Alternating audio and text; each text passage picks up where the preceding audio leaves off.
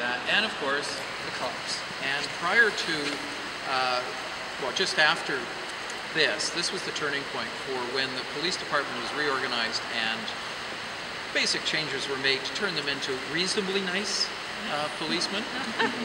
Prior to this, it was a corrupt, nasty force that you really didn't want to have any contact with if you were on the other side of sort of the line. We had various police chiefs that went down for corruption. We had cops that were arrested all the time. It was just not a nice police force. And they had so many commissions looking into it in the early days. But this is the turning point, because this really turned everyone off the cops, because this was the most disgraceful thing that they could do. Mounted squad come down and bash up the hippies. It wasn't a really good thing. So this actually marks the turning point, because it's the turning point both for Gastown, and it's the turning point for the city, and it's the turning point for the police force. Just after this, there was a civic election where the guys that had been in power for pretty much 35 years or so, the NPA, were turfed out. It was the beginning of the team movement, which was Art Phillips and the Reformist Council. They fired the planning director, they fired the director of engineering, they replaced the equivalent of today's city manager, and basically cleaned house and started over.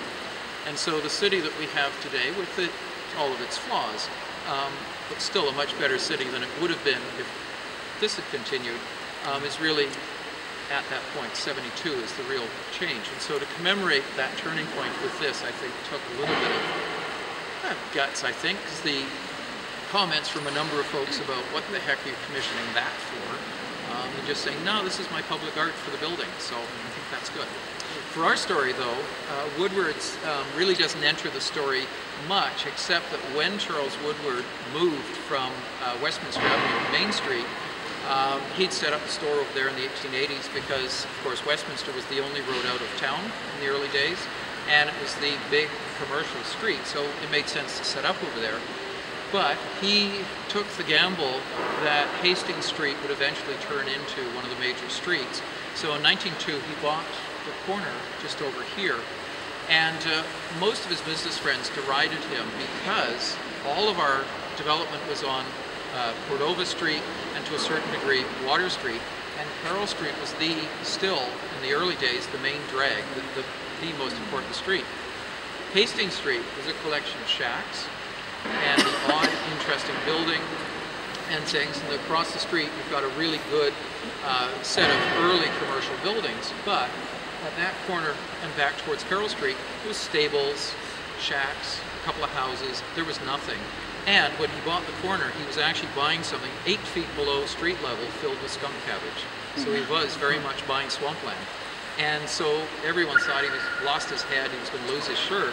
Built the store anyway in 1903, and then the rest of the street followed.